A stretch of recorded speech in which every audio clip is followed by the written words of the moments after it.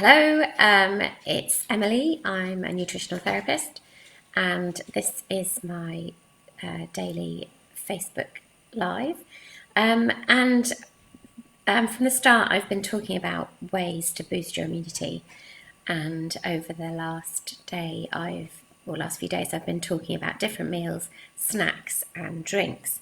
And today, I thought I'd broach the subject of alcohol. So we've got a bank holiday approaching. Not that that's going to make much difference because we're all stuck in our own homes. But yes, you might be tempted to drink more whilst in isolation through boredom or just the fact that you haven't got to get up in the morning. And it might seem like a great thing to do, but I'm sure you know that it's not. So from the perspective of the immune system, alcohol is really quite damaging. Firstly, it depletes us of the nutrients we need to have a robust immune system, in particular zinc. So zinc is severely depleted by alcohol. Zinc is a really important mineral for us. It's involved in hundreds of enzymatic functions in the body, but particularly involved in the immune system. So it also suppresses white blood cells. So these are our first line of defense whenever we encounter an infection or a foreign body. So it suppresses those, and then it disrupts the microbiome. So I've been talking about the microbiome a lot. This is your healthy gut flora, and alcohol is really quite damaging to that.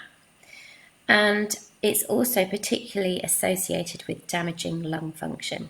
So we know that the coronavirus is attacking our lungs. So if you are susceptible to pneumonia, asthma, any kind of illness that affects the lungs, then drinking a huge amount of alcohol isn't going to help you at the moment. So what can we have instead? So I've got a few alternatives to show you. The first one isn't non-alcoholic, but the alcohol content is so low that it's worth experimenting with. So the drink is called Rock Shandy, and what it is Angostura bitters. And you make a Rock Shandy with a few drops of Angostura bitters, some freshly squeezed lime, and then you top it up with soda. And then if you need to have any sweetness, add a bit of lemonade. This is obviously a very well-loved bottle from our drinks cabinet. But yeah, Angostura is very alcoholic, but you're only using a couple of drops in a Rock Shandy. So that might be a nice, refreshing drink to try this weekend. Another alternative is Seedlip. So I was lucky enough to be bought this bottle for my birthday in September. That's how good it is. That's all I've got left. Seedlip is a non-alcoholic spirit. It's like an alcohol-free gin, and it comes in 3 different flavours. Mine is the garden one, so it's really refreshing, tastes quite grassy. But they also do one called Spice and another called Grove.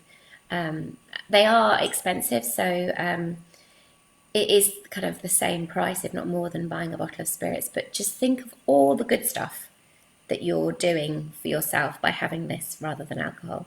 And it's delicious. I use it as I would a gin and tonic. So I have it with lots of ice, a really good quality tonic like Fever Tree. So I don't know if you buy tonic water, but Fever Tree doesn't have any of the additives that other famous brands do.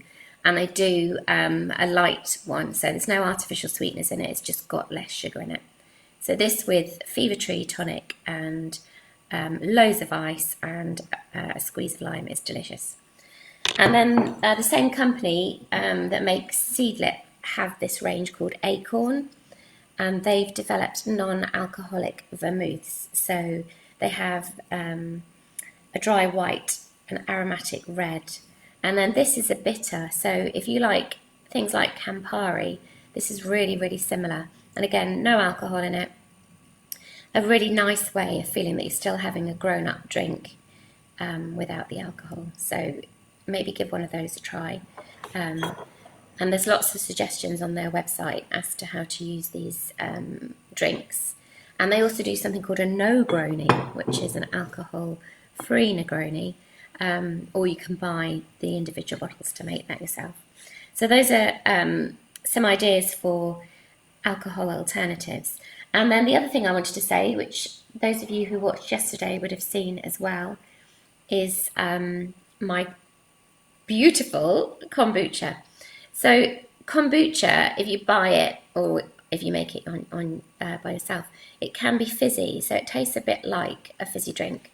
But kombucha is another alternative. It feels grown up. I wouldn't want to drink a soft drink if I wasn't drinking alcohol, but all of these make you feel like you're still having a drink. So either make your own kombucha or buy some. There's some delicious flavours available of kombucha, and the slight fizz, and it's fermented, so it does have a very tiny amount of alcohol in it, but it could be a good way of avoiding alcohol.